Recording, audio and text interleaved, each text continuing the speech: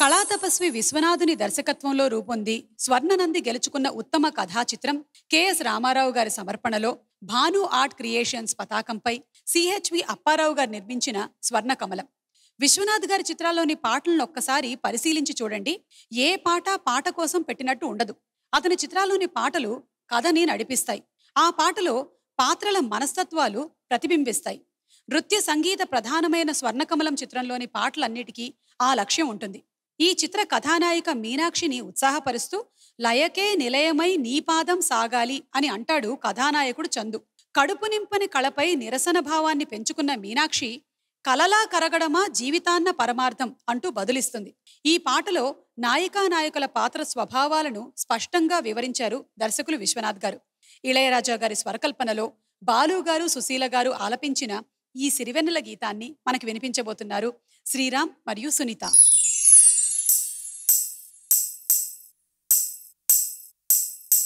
ఘల్లు ఘల్లు ఘల్లు మంటు మెరుపల్లే తుళ్ళు ఝల్లు ఝల్లు ఝల్లున ఉప్పొంగు నింగి ఒళ్ళు నల్ల మబ్బు చల్లని చల్లని చిరుధల్లు నల్ల మబ్బు చల్లని చల్లని చిరుధల్లు పల్లవించని నేలకు పచ్చని పరవళ్ళు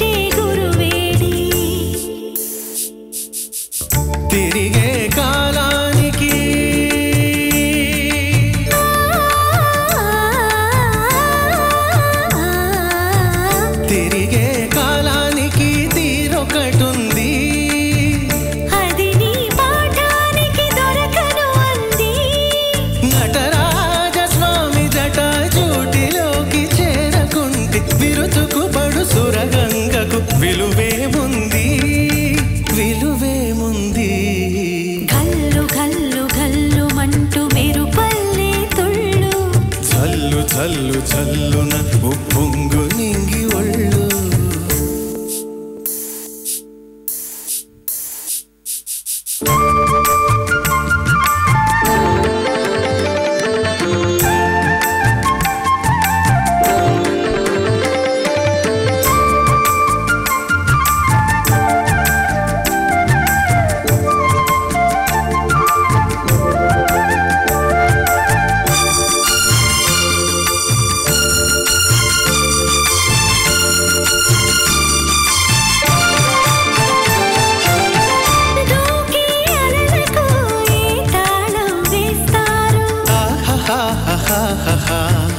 కమ్మని కలల పాట ఏ రాగం అంటారు అలలకు అందున ఆశించిన ఆకాశం కలలా కరగడమా జీవితాన పరమార్థం వద్దని ఆపలేరు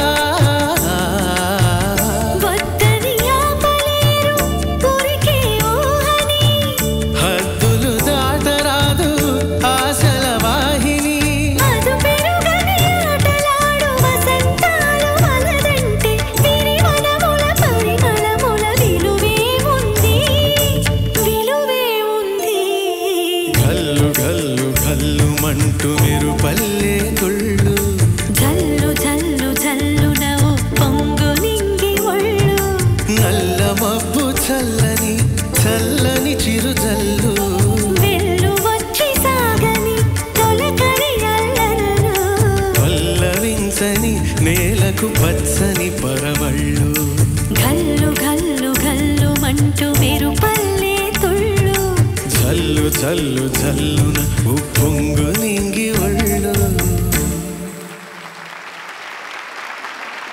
మీనాక్షి హౌస్ కీపింగ్ అర్థం చేసుకోరు.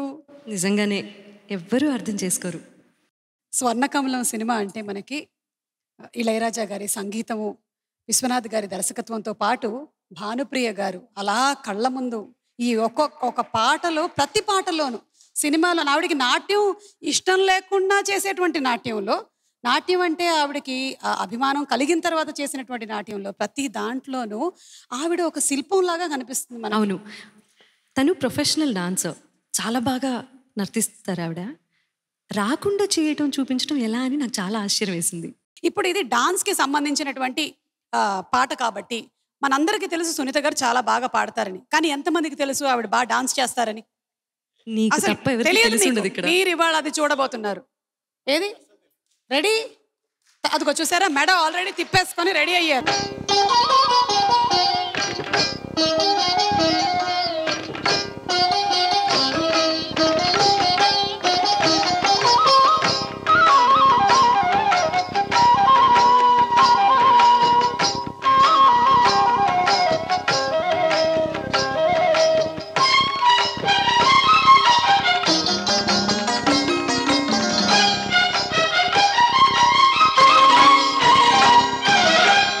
లయకే నిలయమై నీ పాదం సాగాలి,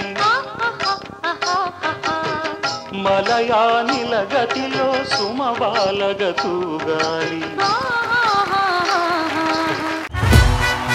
కొత్త సంవత్సరం సందర్భంగా వాళ్ళ చిన్నారులు జంటగా మన భాషలోని తీయదనాన్ని, మన సంస్కృతిలోని గొప్పతనాన్ని ద్విగుణీకృతం చేసే పాటలు ప్రజెంట్ చేయబోతున్నారు. ఒక్కొక్క స్వరం ఒక మనిషి ఆకారంలో వచ్చి స్వరదేవతలు వచ్చి కూర్చున్నట్టు ఉంది ఇక్కడ. అవమానాలే ఆభరణాలు.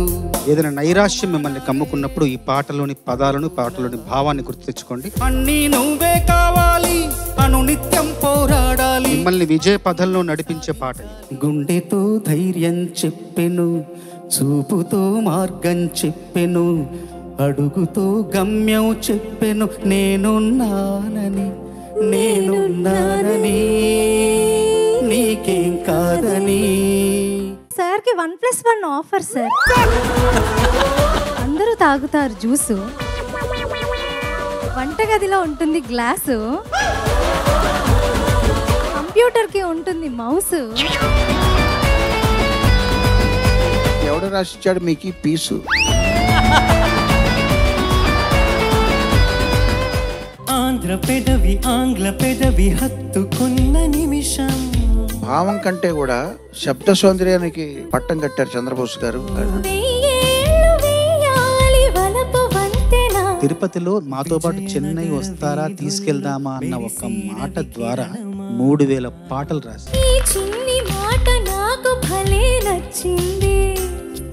కోరుకోని కాలమేమో కలిసొచ్చింది, పైరగాలి పాఠశాలలో నేర్చుకున్న పాట.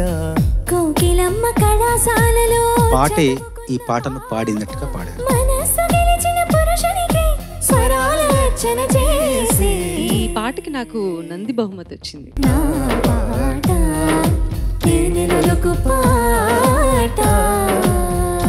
ఊరు పల్లెటూరు దీని తీరే అమ్మ తీరు. రాంబిర్యాల గారు, మంగ్లీ ఇటువంటి పాటలకి పెట్టింది పేరు. ఇప్పుడు మళ్ళీ వీళ్ళ నోటి నుంచి ఉంటుంటే ఇంత మాధుర్యం ఉంది ఆ పాటలో అనిపిస్తుంది.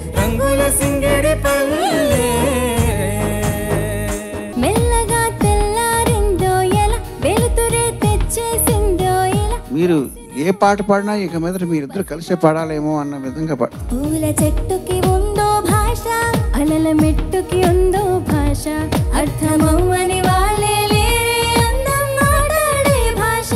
చాలా లోతైన భావాలున్న పాట, చాలా ఉన్నతంగా పాడారు. మమతలు పంచే ఊరు ఏమిటి దానికి పేరు.